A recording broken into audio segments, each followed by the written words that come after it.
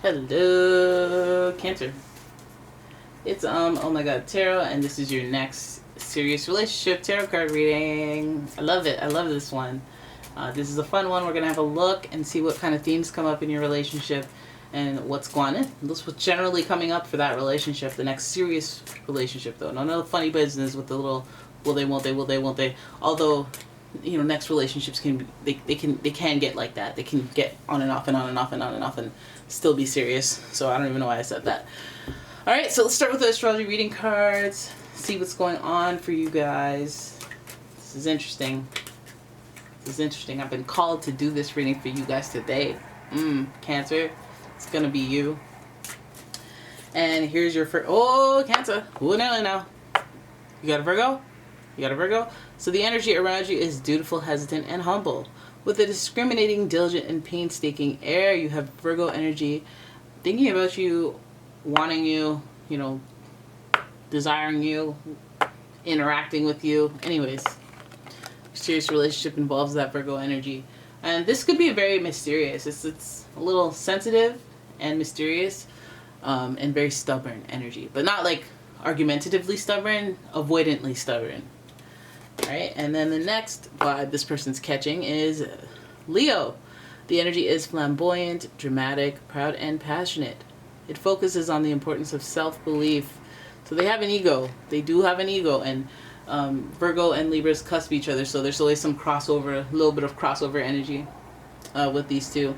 So generally in this area, you have somebody who is wildly insecure at first, and they have to go through the challenges and actually, you know, straighten up their back, straighten up their posture, and hold up that spine and get through those scenarios in order for them to thrive.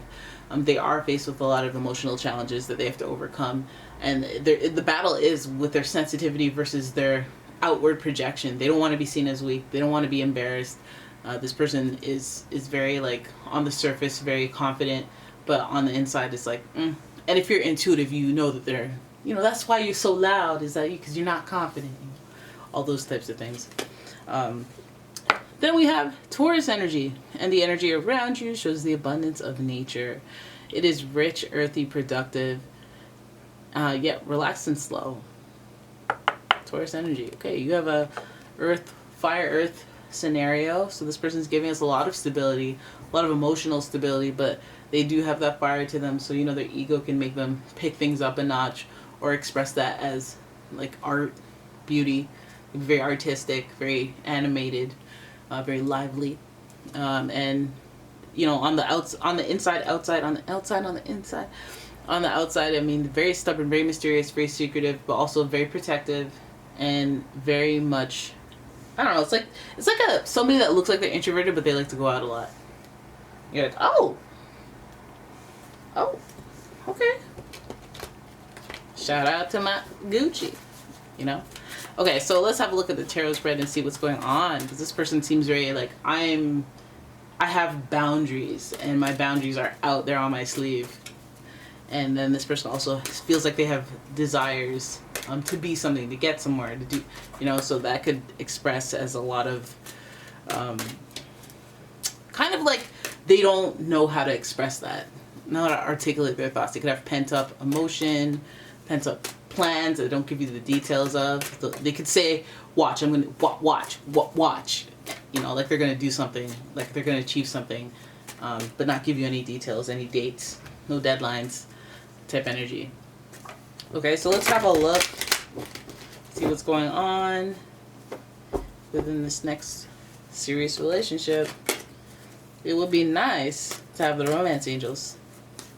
It would be nice. You know, I've shuffled these guys. I'm gonna, maybe not the romance angels. Maybe I'll pull up the energy oracle and see what kind of themes come out for you guys. What kind of themes you gotta grab onto, and if it's a challenge, you gotta get into the thick of it.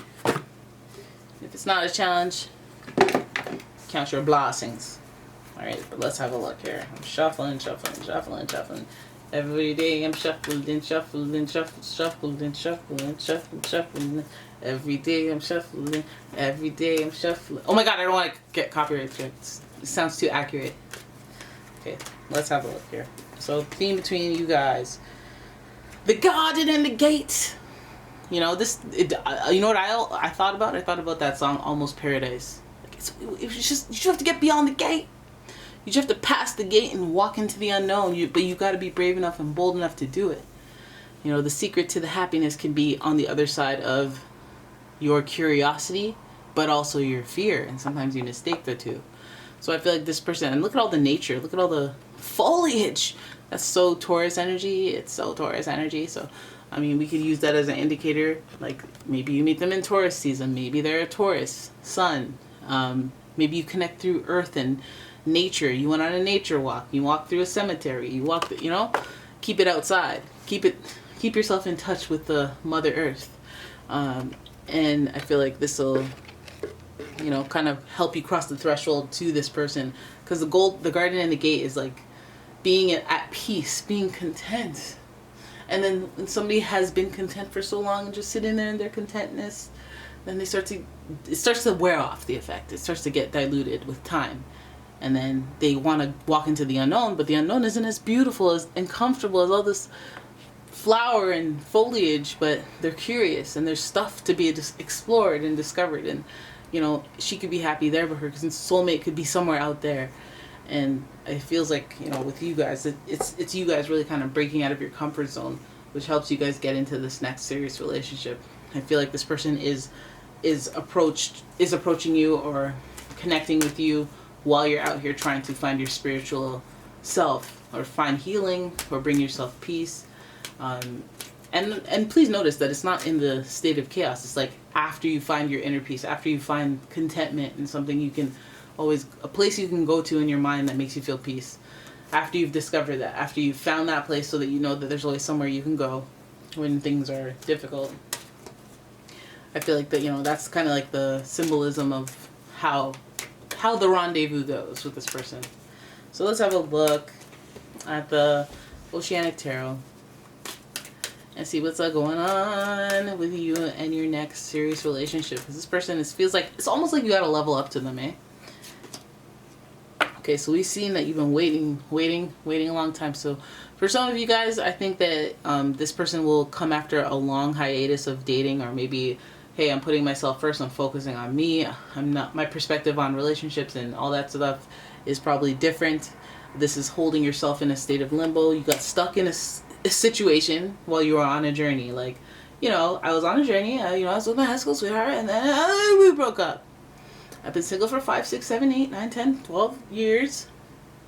You know, and I didn't expect to be. I just kind of got myself stuck in this state. And I've been there for a while. And since this card is in reverse, at this point, me being there for a while has had me reevaluating my perspective, because there's obviously something that hasn't moved and I'm stuck and I haven't been able to shift my perspective because, you know, I'm waiting for somebody to just come in and cut me down. Hangman energy is giving us Neptune energy as well. You know, I think there's some sort of delusion or illusion that you may tell yourself, you know, I'm a catch. The real person would treat me like this, that, and like making it this idea possibly that you see on TikTok and whatnot, or instead of the real reality of people and who they are, like on an individual basis. It's like, if you're gonna call everyone a creep, even though a lot of people are creeps, then you're gonna have the energy of anticipating creeps, and then a nice person comes up and they're like, you're all mean and whatnot. Like, I don't like that. I'm about to dip. Alright, so let's keep going. So your second card is Seven of Cups. This is possibilities, options. Your next card is, options, but you got that indecision. Okay. So, okay. So look at you having options and whatnot. Then your next card is the World, Regeneration, Rebirth. Oh, I see what's going on here. Okay. And then we have the Queen of Cups. Preach, preacher. I see the story. I see it now. So we have the Hangman, being alone for so long, and then all of a sudden now you got these options. You got possibilities in front of you. And it's, for some of you, it is about addressing the options. Maybe you've expanded your options because of this limbo that you're in. Maybe before you're like, nah, he's got to be over 6 feet. He's got to be over 6'2". And he's got to have, you know, blue eyes, stuff, and now you're like, okay, we'll go down to 5'9". We'll go down. And you're opening up the possibilities, and you have options. And for some of you, this means that you'll have multiple people that are vying for your attention at the time of conception of this relationship. We have indecision here, which is what makes me believe that there's probably some, deciding factors that you have to consider, especially when you're choosing this person as an option.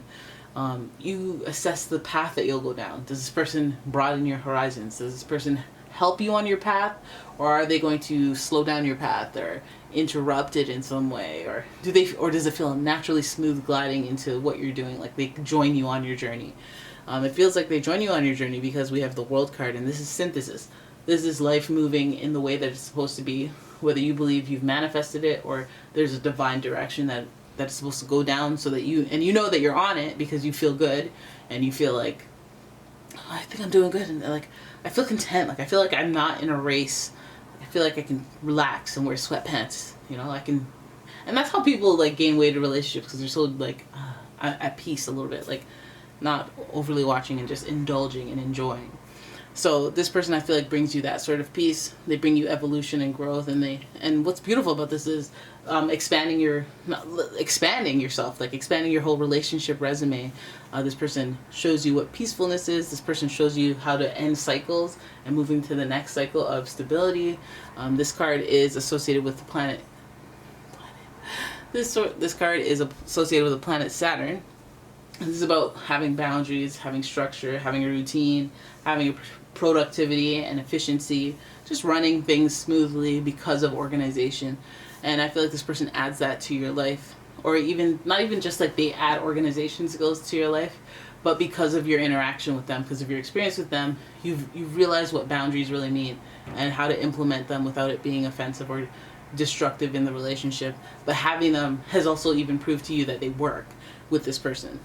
So Queen of Cups, very nice touch to the end of the reading. Very nice touch, because the Queen of Cups is very sensitive, as mentioned on the card, but she's also very caring. She's also very empathic. She's also very psychic. It gives that Cancer energy for those of you that are thinking, hey, what is this? We have Capricorn, we have Cancer, Scorpio, Pisces, but the Queen, she's very intuitive and she can sense people's feelings. And I feel like if that dynamic is part of the relationship, that's such a strong dynamic to have when you're dealing with a Cancer. The Cancer energy is strong with the Queen of Cups. She's very, very, like, I think that Cancer relationships, they all have these moments of, just staring into each other and just doing little things where it's just, I'm just appreciating your energy. My soul's interacting with your soul right now. We're just giving each other lovey-dove eyes. And Cancers do that like romantic-y feeling, heart-centered type of energy, like exchange. And I feel like this is very, very valuable to the relationship, especially here at the end. The Queen of Cups is like, it's like uplifting somebody who's sick, or a nurse that's like healing and caring for somebody who's ill. It's showing love, showing gratitude, and showing genuine caring with this person. I feel like this is a good sign. They come. I like that. I like that you have a little hiatus, and then you have a little like, whoop, and there's 5 guys, 5 whoever's, and they're like, I don't know which one. I mean, and then it's the one that moves you to grow, the one that helps your cycle move forward, as opposed to like change it up all willy-nilly and work you backwards. So I feel like growth and evolution will be evident with this person. I expect no less from the earth signs who are now all officially involved: Taurus, Capricorn, or Virgo. And I feel like sensitivity is not necessarily the biggest strong suit of an earth sign. They may be sensitive, but they don't necessarily know how to articulate and work through those emotions when they do have them, when they do give those emotions a voice, a platform. They don't know what to do with them, those Virgos, because they're very sensitive, and then they keep quiet about it, and then they feel like something's wrong later, and maybe it turns into anger or resentment or something else. Taurus is as well. They are a little bit more expressive, but they will develop, like, if they can't express properly because of who they need to be, provider, protector, shelter, then it's like, I can't show weakness, because then people are going to forever ask me if I'm okay, and like, I have to show strength because people are counting on me. And so then they have this like bottled up expression. So this person really would value your sensitivity and your emotions and your spiritual health and how you help them, and then in turn, I feel like they either respect your boundaries or they help you set those boundaries. So there's an equal exchange, but I feel like that's the energy that you'll feel with this person. It's, that's good. This is good. You might, however, if there's anything constructive here, is that or adverse here, is that there may be indecision. You may not be sure about this person at first. You might, again, because you have options, you might be like, I don't know. You have one in blonde.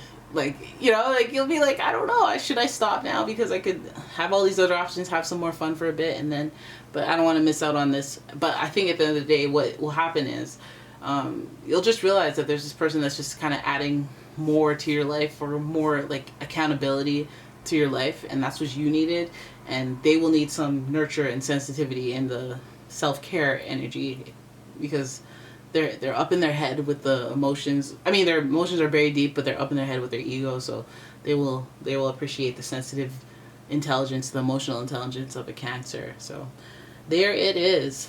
That is your reading. I hope you guys enjoyed it. If you did, please give the video a thumbs up and subscribe to the channel. Leave a comment, share the video, and if you'd like your own personal reading, please check out the description. There is a link to the website as well as a link to my Etsy shop. And I will see you in the next one.